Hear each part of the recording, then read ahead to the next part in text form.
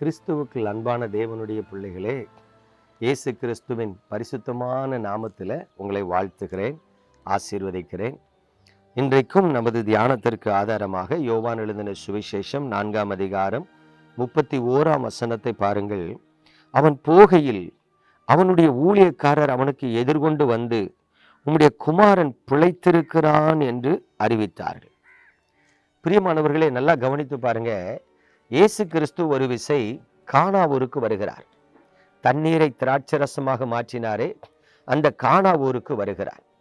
அந்த கானா ஊருக்கு அவர் வரும்பொழுது யூதர்களுக்குள்ளே அதிகாரியாய் இருந்த ஒரு மனிதன் வந்து இயேசு கிறிஸ்துவினிடத்தில் மன்றாடுகிறான். ஆண்டவரே, என் மகன் மரண அவஸ்தையாய் இருக்கிறான், நீர் வந்து அவனை சுகமாக்க வேண்டும் என்று சொல்லி இயேசு கிறிஸ்துவினிடத்தில் மன்றாடுகிறான்.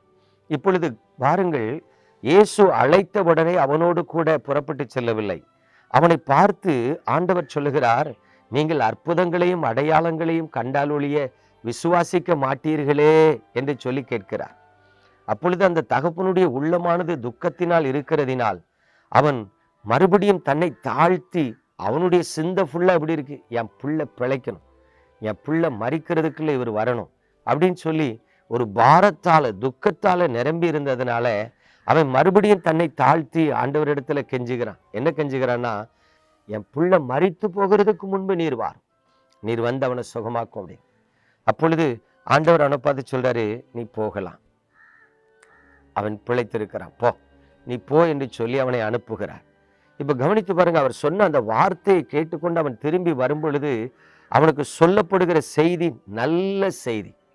அவன் வீட்டிலிருந்து வருகிற மனிதர்கள் சொல்றாங்க, உடைய குமாரன் பிழைத்து விட்டான். அல்லேலூயா. அப்போ இயேசு கிறிஸ்துவினுடைய வார்த்தை அற்புதம் செய்கிறது. எனக்கு அன்பான தேவனுடைய பிள்ளைகளே, கடந்த நாளிலே ஒரு சகோதரி என்னை தொலைபேசியிலே அழைத்து, அண்ணன், எனக்கு பயங்கர பேக் பெயினா இருக்கு, எனக்காக ஒரு ஜெபம் பண்ணுங்க அப்படின்னா. அப்போ அந்த சகோதரிக்காகவே பாரத்தோடு ஒரு சின்ன ஜெபத்தை, மிஞ்சி போனா ஒரு 5 நிமிஷத்துக்குள்ள ஒரு ஜெபத்தை நான் ஏறெடுக்கிறேன். அந்த பலவீனத்தை கடிந்து ஜெபம் பண்ணி அவர்களை ஆசீர்வதிக்கிறேன். மறுநாள் காலை அவங்க ஃபோன் பண்ணி சொல்றாங்க, அண்ணே, நேற்று நிம்மதியாக தூங்கினேன், நீங்கள் ஜோமனி 1/2 hourல எனக்கு அந்த பேக் பெயின்லாம் என்னை விட்டு விலகிட்டு. பாருங்க, ஆண்டவர் அற்புதம் செய்கிறார்.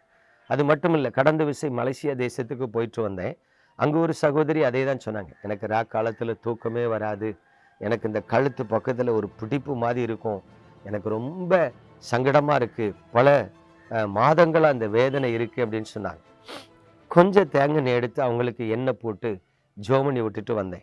ஒரு 5 நாள் கழித்து அந்த சகோதரி எனக்கு மெசேஜ் அனுப்பி இருக்கிறாங்க, பிரதர், நீங்கள் வந்து ஜோமனிட்டு போன அன்னையிலிருந்து எனக்கு அந்த கழுத்து பிடிப்பு மாதிரி இருக்கிற அந்த வலி, அந்த பாரம் படிப்படியாக குறைஞ்சிட்டு வந்து இப்போ கம்ப்ளீட்டாக ஒன்றும் இல்லாமல் ஆயிடுச்சு, நான் இப்போ நிம்மதியாக ராத்திரி தூங்குறேன். நாங்கள் பாருங்க, இயேசு கிறிஸ்து அற்புதம் செய்கிறார்.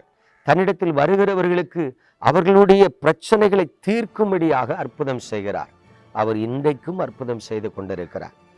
பிரியமானவர்களே, இயேசு கிறிஸ்துவின் நாமத்தில் உங்களுக்கு நான் சொல்லுகிற நல்ல செய்தி என்னவென்று சொன்னால், நீங்கள் பலவீனத்தில் இருக்கலாம், அல்லது தேவையோடு இருக்கலாம், அல்லது பல போராட்டங்களுக்கு நடுவிலே கடந்து வரலாம். நல்லது, உங்களுக்கு இயேசுவை தெரியும், நான் இல்லைன்னு சொல்லலை, நீங்க நன்றாக ஜெபிக்கிறவர்கள், அதையும் நான் மறுக்கல. ஆனா ஒரு பலவீனத்துக்குள்ள, ஒரு சிறையிருப்புக்குள்ள, ஒரு போராட்டத்துக்குள்ள உங்கள் வாழ்க்கை காணப்படும் பொழுது நம்பிக்கையோடு தேவ சமூகத்துக்கு வாங்க.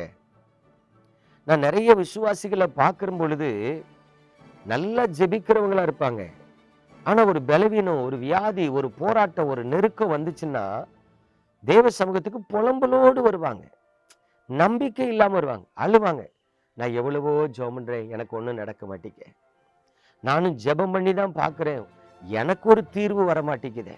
யோசித்து பாருங்க, அவர்கள் வாயிலிருந்து வருகிற வார்த்தைகள் எதிர்மறையான வார்த்தைகள், நம்பிக்கையற்ற வார்த்தைகள், கவலையோடு புலம்பலோடு வருகிறார்களே ஒழிய தேவ சமூகத்துக்கு நம்பிக்கையோடு வரவில்லை. இந்த வேதத்துல நாம் பார்க்கிற செய்தி என்னன்னா, பிரச்சனையில, மரணக்கட்டுல, வியாதியில, தரித்திரத்துல, பிசாசின் பிடியில இருக்கிற ஜனங்கள் இயேசுவினிடத்தில் வரும் பொழுது நம்பிக்கையோடு வந்தாங்க.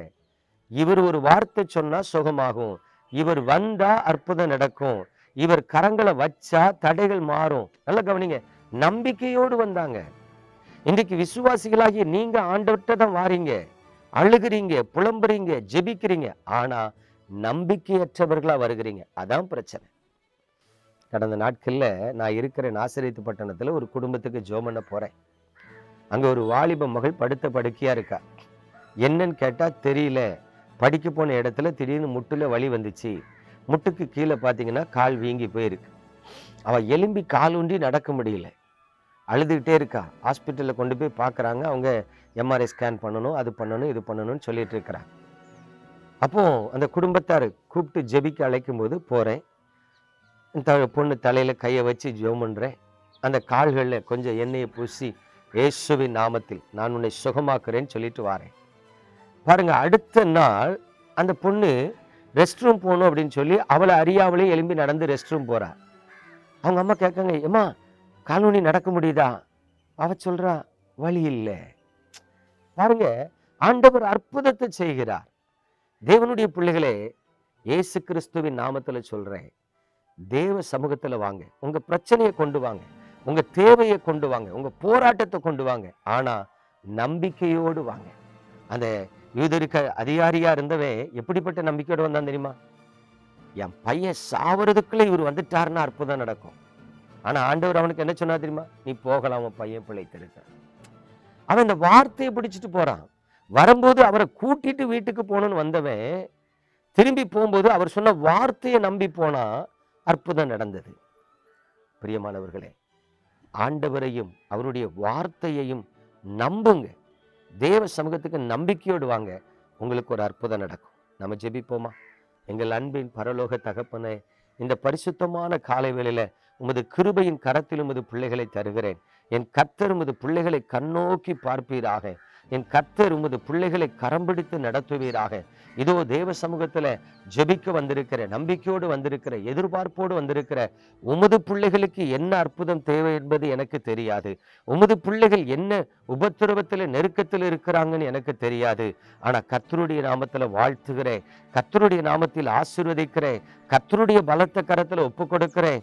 கர்த்தர் உமது பிள்ளைகளின் கண்ணீரை எல்லாம் துடைப்பீராக.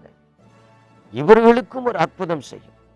உம்மை நம்புகிறவர்கள் என்னாலும் சந்தோஷித்து கம்பீரிப்பார்கள் என்று சொன்ன வார்த்தை உமது பிள்ளைகள் வாழ்க்கையில் நிறைவேறட்டும். இயேசு கிறிஸ்துவின் நாமத்தில் ஜெபித்து ஆசீர்வதிக்கிறேன் நல்ல பிதாவே, ஆமென்.